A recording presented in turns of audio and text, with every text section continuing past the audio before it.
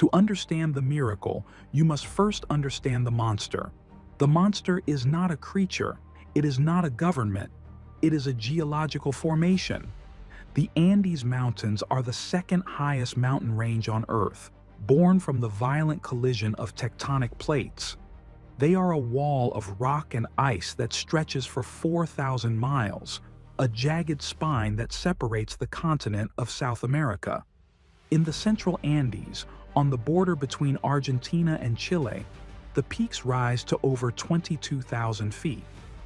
At this altitude, the rules of biology do not apply. The air is so thin that the human brain begins to starve of oxygen within minutes. The sun is not a source of warmth, it is a source of radiation, burning skin through clouds. The wind does not just blow, it screams, reaching speeds of 100 miles per hour, stripping heat from the body faster than the body can produce it. There are no trees here, no birds, no insects. It is a place of absolute geological silence, a cathedral of ice, where life is an anomaly. In 1972, this landscape was waiting.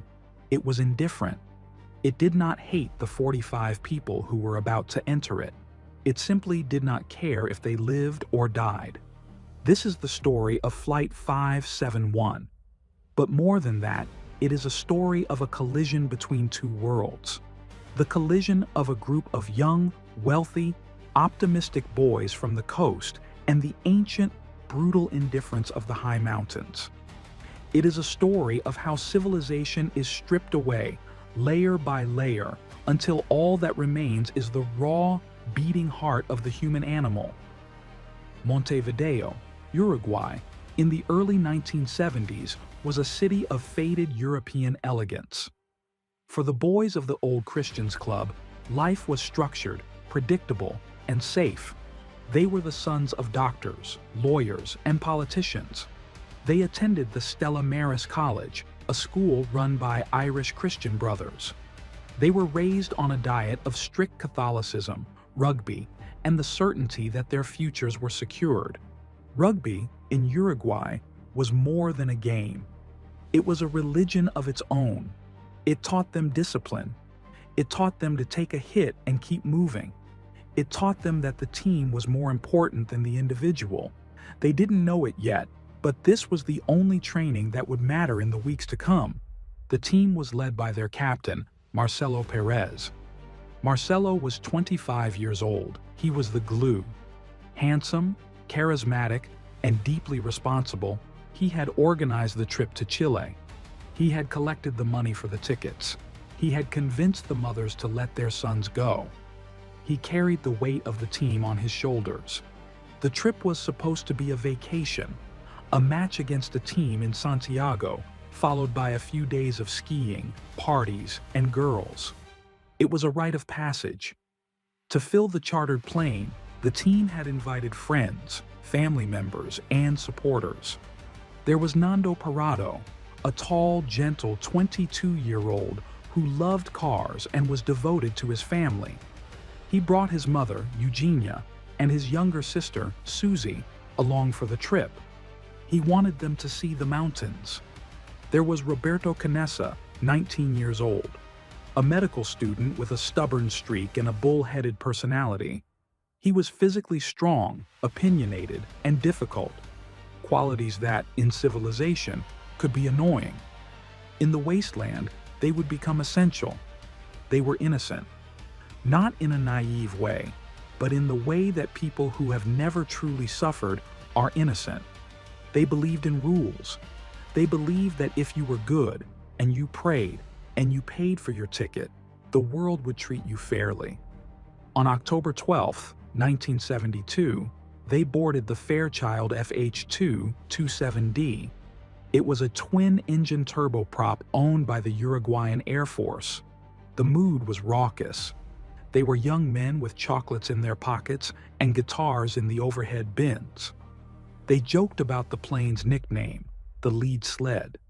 They joked about the turbulence. They had no idea that they were flying into a trap. The flight plan was simple, but the weather was not. A storm front was battering the Andes. The plane was forced to land in Mendoza, Argentina, on the foothills of the mountain range to wait out the weather. They spent the night in Mendoza, impatient. They were wasting their vacation time. They pressured the pilots to fly. The pilots, Colonel Julio Ferradas and Lieutenant Dante Lagurara, were experienced, but they were under pressure. Ferradas had flown the Andes 29 times. He was confident, perhaps too confident. On Friday the 13th, a date that would haunt the survivors forever, the skies cleared slightly. At 2:18 p.m., the Fairchild took off from Mendoza. It climbed into the sky, banking south. Because the Fairchild could not fly high enough to go straight over the tallest peaks, it had to fly a specific U-shaped route. They had to fly south to the Planchon Pass, turn west to cross through a corridor in the mountains, and then turn north towards Santiago only after they had cleared the jagged teeth of the Andes. It was a flight by stopwatch. The pilots had to calculate their speed and time to know exactly when to turn. But there was a headwind. The wind slowed the plane down. The pilots didn't know exactly how strong the wind was. At 3:21 p.m., Lieutenant Lagurara radioed air traffic control in Santiago. He reported that they were over Curico. This was the checkpoint that meant they had crossed the mountains and were now over the green flat valleys of Chile. He was wrong. He was catastrophically wrong. The plane was still deep in the middle of the mountains, surrounded by clouds. The headwind had slowed them down. They hadn't traveled as far as they thought. When Lagurara turned the plane north and began to descend, he thought he was descending towards the airport. In reality, he was descending directly into the heart of the Cordillera. Inside the cabin, the mood was festive. The boys were throwing a rugby ball down the aisle. Someone was playing a guitar. Nando Parrado swapped seats with a friend to be closer to the window so he could see the peaks. That small decision, a casual swap of a seat, would determine who lived and who died. The steward asked the passengers to fasten their seatbelts. The plane began to bounce. Turbulence. At first, they cheered, like it was a roller coaster. Then, the plane dropped. An air pocket. The stomach-churning sensation of freefall. The laughter stopped. Roberto Canessa looked out the window. Through a break in the thick gray clouds, he saw something that made his blood run cold. He didn't see the ground far below. He saw rock, and it was close. Too close. The engines whined. The pilot realized his mistake. He slammed the throttles forward, trying to pull the heavy plane up. The nose rose. The G-force pressed the passengers into their seats. The engines screamed, straining against gravity. For a heartbeat, it looked like they might clear the ridge. The black rock rushed towards them. Then, the sound. A deafening metallic tear. The right wing struck the mountain first. It didn't just break. It folded back and sheared off, spinning away into the void. As it tore away, it sliced through the vertical stabilizer, the tail of the plane. The back of the plane simply ceased to exist. The fuselage broke open. In that split second, the vacuum of the high altitude sucked everything out of the rear cabin. The navigator, the steward, 3 of the rugby players. They were gone before they could even scream, pulled into the frozen air, falling thousands of feet to their deaths. The plane was now a wingless bullet. It banked sharply to the left. The left wing struck a rock outcropping and tore away. One of the propellers detached and sliced through the side of the fuselage like a circular saw, cutting into the cabin. What was left of the Fairchild, just the central tube of the fuselage, hit the ground. But it didn't explode. By a stroke of impossible luck, it hit a steep, snow-covered glacier. It landed on its belly and became a toboggan. It slid. It careened down the mountain at 200 miles per hour. Inside, it was a blender of luggage, seats, and human bodies. The seats, poorly anchored to the floor, were ripped loose by the force of the deceleration. They flew forward, crushing the passengers in the front of the plane. A pileup of metal and limbs slammed against the cockpit bulkhead. The sliding went on for what felt like an eternity, screaming metal against ice. And then, with a violent, bone-shattering crunch, the fuselage slammed into a snowbank and stopped. The silence that followed was heavier than the crash. It was absolute. The wind hissed outside. Inside, there was the sound of moaning, the smell of jet fuel, the smell of blood. Nando Parrado lay in the wreckage, unconscious. His skull was fractured in 3 places. He would not wake up for 3 days. His mother, Eugenia, was dead in the seat next to him, her neck broken. His sister Susie lay nearby, clinging to life. Roberto Canessa, miraculously unhurt, crawled out of the wreckage. He stood up in the deep snow. He looked around. He expected to see the police, or ambulances, or a farmhouse. He saw nothing. He saw a white amphitheater of hell.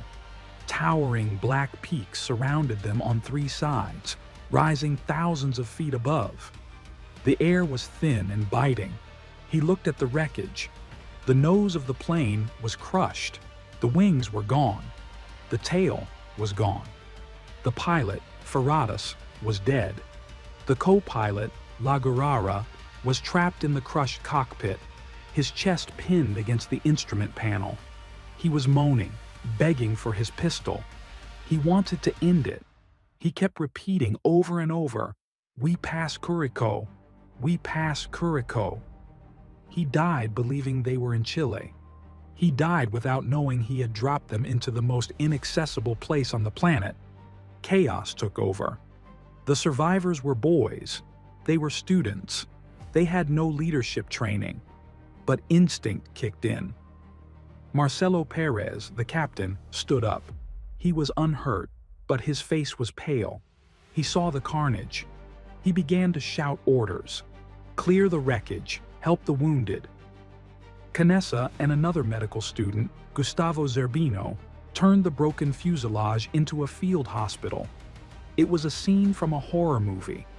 Broken legs, compound fractures where the bone poked through the skin, deep lacerations. A piece of metal was stuck in a boy's stomach. They had no morphine, no bandages, no alcohol. They ripped up their rugby shirts to make tourniquets. They dragged the dead bodies out of the fuselage to make room for the living. It was an act of desecration that felt necessary. As the sun began to dip behind the western peaks, the true horror of their situation revealed itself. The temperature. At 12,000 feet, when the sun goes down, the heat vanishes instantly. The temperature dropped to 5 degrees, then 0, then 10 below, then 30 below. They were wearing blazers, loafers, flannel pants. They were dressed for a spring day in Santiago. They huddled inside the broken tube of the fuselage. The front was crushed, but the rear was open to the elements, a gaping hole where the wind howled in. They took the suitcases and the broken seats and built a makeshift wall to plug the hole. It stopped the wind, but it couldn't stop the cold. They piled together in a mass of limbs. It wasn't about comfort, it was about thermodynamics. If you were on the outside of the pile, you froze. If you were in the middle, you survived. They punched each other to keep blood flowing. They massaged each other's frozen hands. In the dark, the sounds of dying began. Francisco Abal, Nando's best friend, lay near the entrance. He had a brain bleed. He called out for his mother all night. "Mama, I'm cold. Mama, help me." The boys held him, but they couldn't warm him. His voice grew weaker as the night went on. By morning, he was silent. 5 people died that first night. They didn't die from the crash. They died from the cold. When the sun finally rose on Saturday, October 14th, It didn't bring relief. It brought clarity. The survivors crawled out of the fuselage, stiff and frozen. They looked at the white expanse. They began to take stock of what they had. It was a pathetic inventory.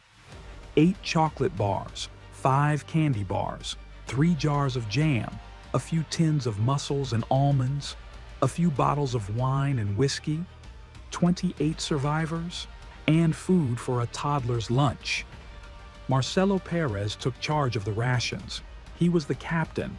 He believed rescue was coming today, or tomorrow at the latest. "We have to make this last," he said. He gave each person a single square of chocolate and a capful of wine. They sat on the aluminum wreckage, scanning the sky. They listened. Every gust of wind sounded like an engine. Every shadow looked like a helicopter.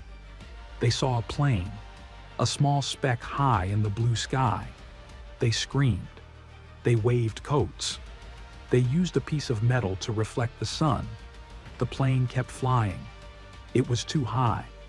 To the plane, the white fuselage against the white snow was invisible. The realization settled over them like a heavy blanket. They were invisible. And then Nando Parrado woke up. He opened his eyes to a headache that felt like a split skull. He touched his head. His hair was matted with dried blood. He looked around, dazed. He saw his friend, Panchito, dead. He asked for his mother. Roberto Canessa had to deliver the news. He sat next to Nando. He held his hand. "Nando," he said softly, "your mother is dead. She died in the impact." Nando didn't cry. The shock was too deep. He asked about his sister, Susie. "She is alive," Canessa said, "but she is hurt bad." Nando crawled to where his sister lay. She was barely conscious. She couldn't speak, only moan. He lay beside her. He warmed her with his body. He whispered to her that they would go home. He poured all of his remaining strength into her. For Nando, the universe had shrunk to a single point, keeping Susie alive. He melted snow in his mouth to give her water, drop by drop. He didn't care about the cold. He didn't care about the hunger. He was a brother protecting his little sister in hell. But the mountain wasn't done taking. Time in the Andes does not move in hours or minutes. It moves in caloric burn. It moves in the slow, agonizing decay of the human body. By the 4th day, the survivors had established a routine. It was a routine built on the desperate hope that the world was looking for them. And the world was looking. Planes from Chile, Argentina, and Uruguay were crisscrossing the Andes. But the mountains are vast, and a white plane on a white glacier is a grain of salt on a tablecloth. Inside the fuselage, the social hierarchy of the schoolyard dissolved. In its place, a new order emerged. It was an order defined by utility. Roberto Canessa and Gustavo Zerbino were the doctors.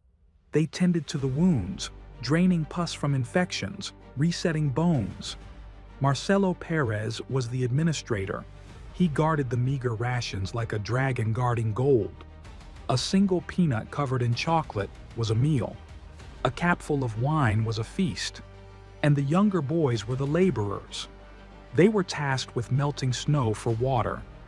Water was the first victory. You cannot eat snow in the Andes. It burns the mouth and lowers the body temperature too fast, inviting hypothermia. They needed liquid water. Adolfo Strauch, one of the cousins, invented a solar water maker. He took a sheet of aluminum from the back of a seat, bent it into a funnel, and placed snow on top.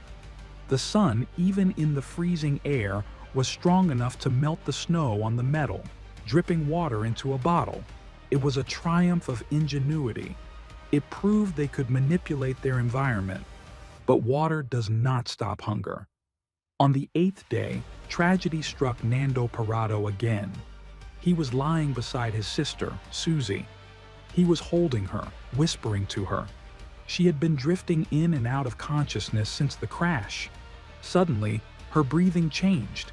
It became shallow, rattling. Nando felt her body tense and then relax. She was gone. Nando lay there for a long time. He held her hand until it grew cold. He had lost his mother. Now he had lost his sister. He buried her in the snow outside, next to his mother. Most men would have broken.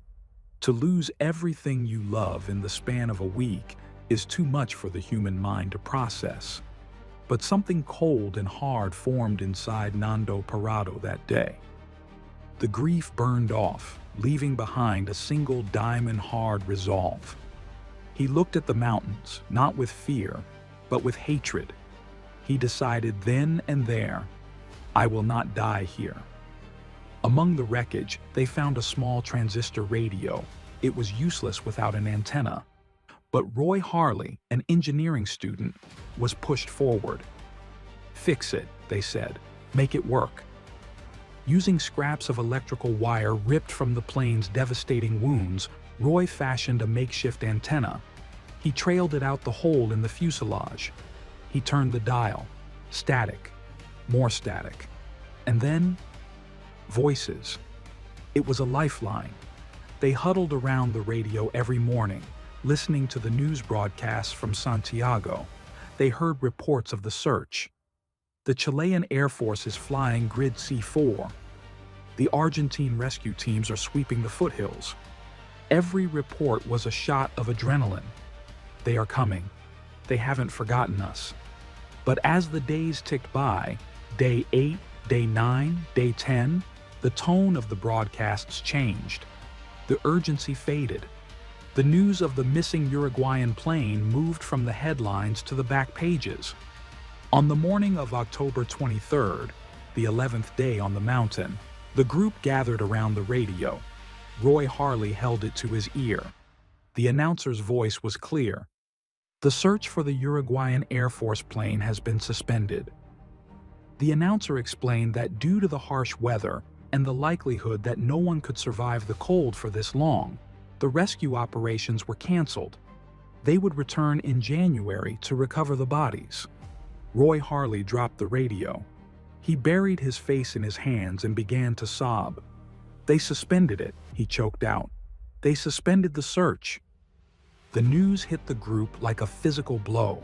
Nicholas turned away. Strauch looked at the floor.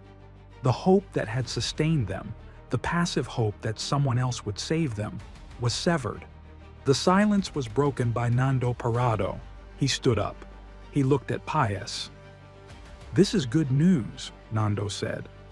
The group looked at him like he was insane. Good news? They left us to die. No, Nando said, his voice rising. It means we don't have to wait for them anymore. We are going to get out of here on our own. It was a pivot point, the moment they stopped being victims and started being survivors. But to walk out, they needed energy, and the human body, when starved, begins to consume itself. Starvation is not just a feeling in the stomach. It is a biological dismantling. By day 10, the rations were gone. The chocolate was a memory. The body, deprived of fuel, switches to ketosis. It burns fat reserves. But these were rugby players, lean, athletic boys. They had very little fat, so the body turns to the muscles. The boys could feel it happening. They felt sluggish. Their minds grew foggy. Standing up caused dizzy spells. The cold felt sharper because they had no internal furnace to fight it. They tried to eat anything. They ripped the leather off the luggage and tried to chew it. It was chemically treated and tough as wood. They ripped the straw from the seat cushions. It was inedible. They tried to find lichen on the rocks. There was nothing. They were starving to death in a freezer, but there was food. It was a thought that everyone had, but no one spoke. It hung in the air like a poisonous gas. Scattered around the fuselage, preserved perfectly in the snow, were the bodies of their friends. The conversation began in whispers. Roberto Canessa, the medical student, was the first to articulate it logically. He gathered the inner circle: Adolfo Strauch, Daniel Maspons, Nando. It is meat, Canessa said. It is protein. If we don't eat, we die. It's that simple. But it wasn't simple. It was the ultimate taboo. These were devout Catholics. To eat a human being? To eat a friend? It was a sin against God. It was a violation of nature. The debate raged for hours. It was theological. It was philosophical. Is it a sin? One asked. The soul is gone, Canessa argued. The body is just a vessel, like a car that the driver has left. Would you feel bad about taking gas from an abandoned car to save your life? Others argued from a place of love. If I die, Nando said, you can eat me. I give you permission. I want you to use my body to get home. This idea, the idea of permission, of a covenant, changed the dynamic. It wasn't theft, it was a gift. They began to view it through the lens of their faith. The communion. Take this and eat of it, for this is my body. But intellectualizing it is one thing. Doing it is another. Someone had to be the first. Canessa took a shard of broken glass from the cockpit window. He walked out into the snow. The wind was whipping around him. He approached one of the bodies that lay face down in the snow. He didn't look at the face. He couldn't. He knelt. His hands were shaking, not just from the cold, but from the horror of the act. He cut a small sliver of frozen flesh from the thigh. It was the size of a matchstick. He stood up. He held it in his hand. He looked at it. His brain screamed at him to stop. Every instinct of evolution rebelled against it. He placed it in his mouth. He swallowed. He didn't die. The lightning didn't strike. He walked back to the fuselage. He told the others, I did it. One by one, the others went out. Some couldn't do it. They retched. They cried. But hunger is a relentless master. Eventually, survival instinct overrides disgust. That evening, they ate. They didn't look at each other. They ate in shame. They ate in silence. But as the protein hit their systems, they felt the warmth return. They felt the fog lift from their brains. They had crossed a line that separated them from the rest of humanity. They were no longer just boys from Montevideo. They were creatures of the mountain. By October 29th, life had stabilized. They were eating. They were sleeping in the fuselage. They were making plans for the expedition to walk out. They felt, for the first time, safe. The mountain hates safety. It was midnight. The wind had died down. The survivors were sleeping, packed like sardines in the fuselage. Nando was asleep. Roy Harley was asleep. A faint vibration started in the ground. A low rumble, like a distant train. Before anyone could wake up, the world turned white. A massive slab of snow had broken loose from the peak above them. It gathered speed, tons of ice and rock roaring down the chute. It hit the fuselage with the force of a freight train. It didn't just hit them, it swallowed them. The snow smashed through the makeshift wall at the rear. It filled the cabin instantly. In seconds, the survivors were buried under 5 feet of concrete-hard snow. There was no sound, only the crushing weight. Roy Harley woke up because he couldn't breathe. The snow was packed into his mouth, his nose. He was pinned. He thrashed, his hand finding air. He dug frantically upwards. He broke the surface. He gasped, sucking in the freezing air. He was the first one out. He was in pitch blackness. He realized with horror that everyone else was buried beneath him. "Dig!" he screamed. "Dig!" He began to claw at the snow. He found a face. It was Nando. He cleared the snow from Nando's mouth. Nando gasped and woke up. Immediately, Nando understood. They began to dig like madmen. They found Canessa. They found Zerbino. But they couldn't find Marcelo. Marcelo Perez, the captain, the leader, the one who had kept them organized, was sleeping in a hammock they had rigged up to give more floor space. The snow had filled the space around him instantly. When they finally dug him out hours later, he was cold.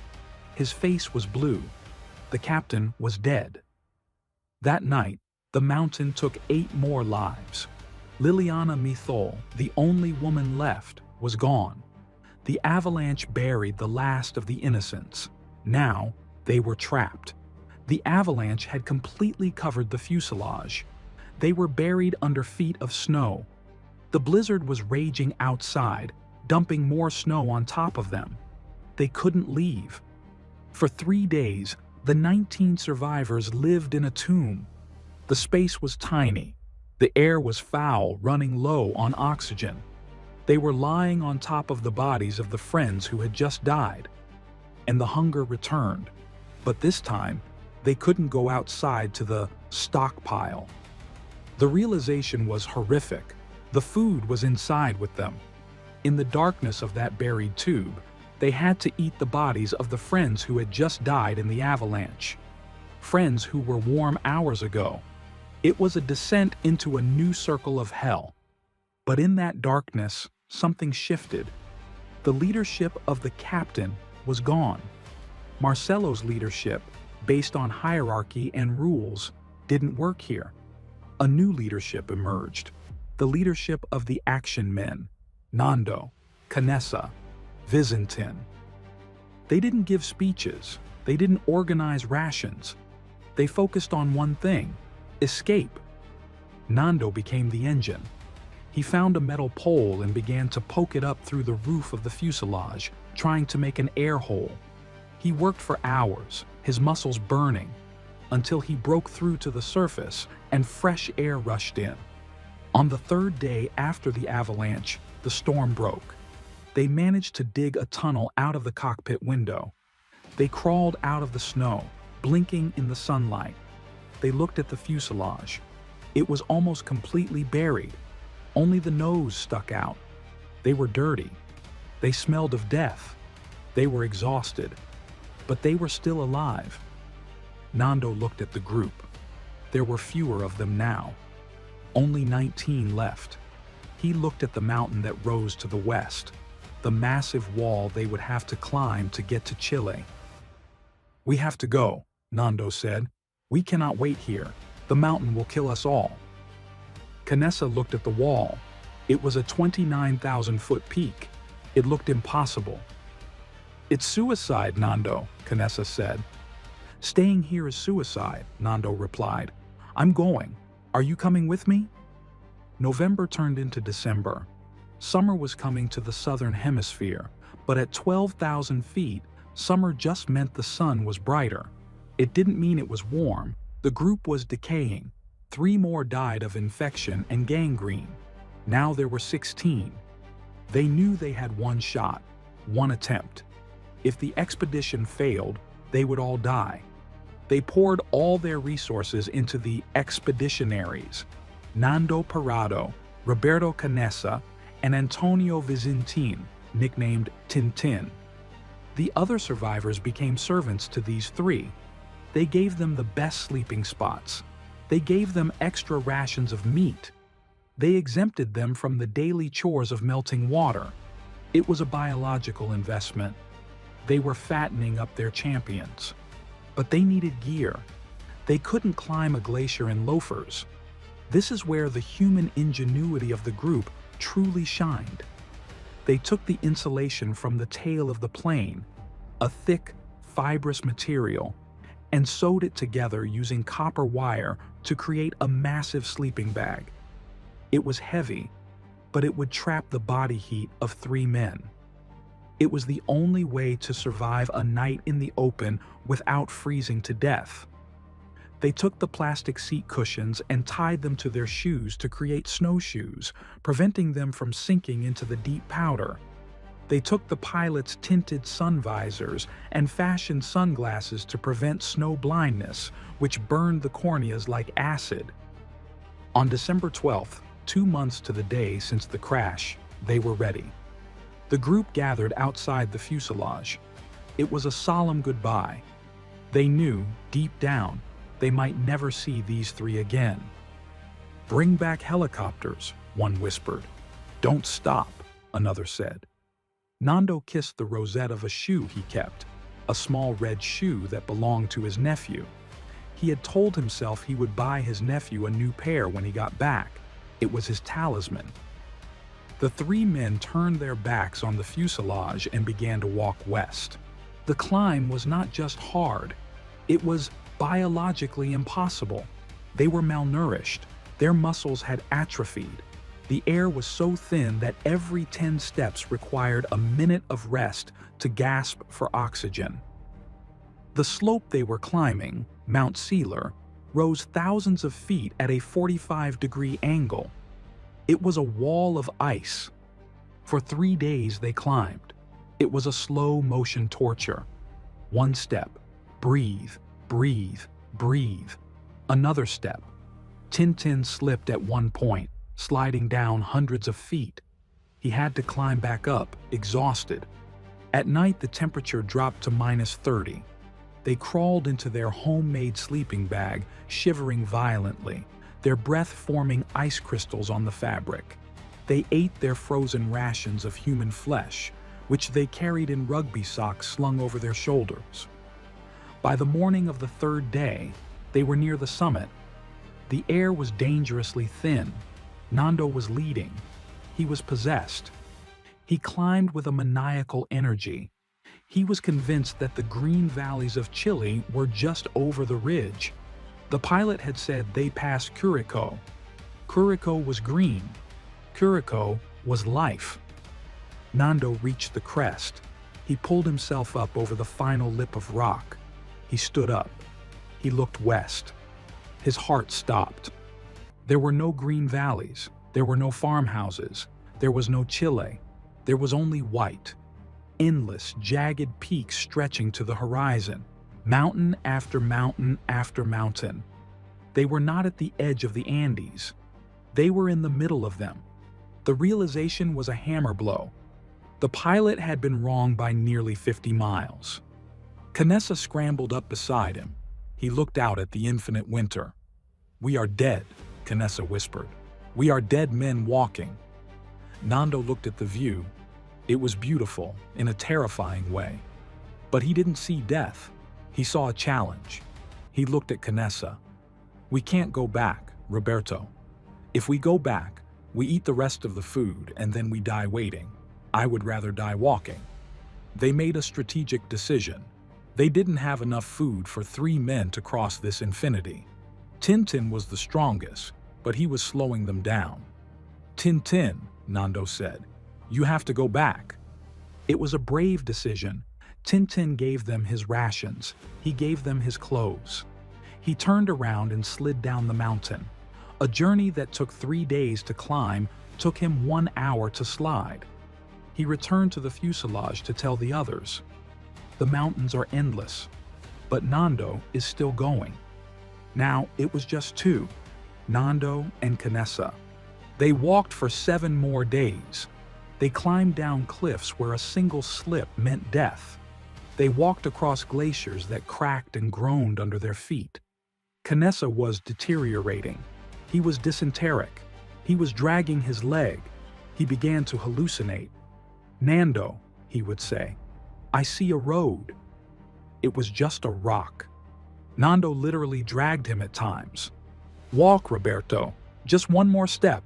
Look at that rock. Just get to that rock." As they descended in altitude, the air grew thicker. Their lungs could finally work. The temperature rose. And then the miracle happened. Not a divine flash of light, but a color. Nando stopped. He pointed. "Roberto, look." At the bottom of a valley, far below them, the snow ended. And where the snow ended, the ground was brown. And further down, spots of green. Moss, rushes, grass.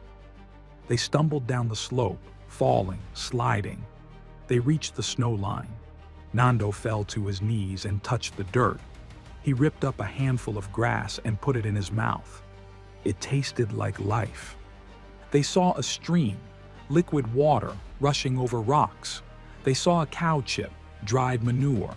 Canessa picked it up like it was gold. "Cows," he rasped. "Where there are cows, there are people." They camped by the river that night. It was warm. They didn't need the sleeping bag. The next morning, Nando woke up and looked across the rushing river. He saw something move. A man. A man on a horse. Nando screamed. He waved his arms. He fell to his knees. The man looked at them. He was a Chilean arriero, a muleteer named Sergio Catalan.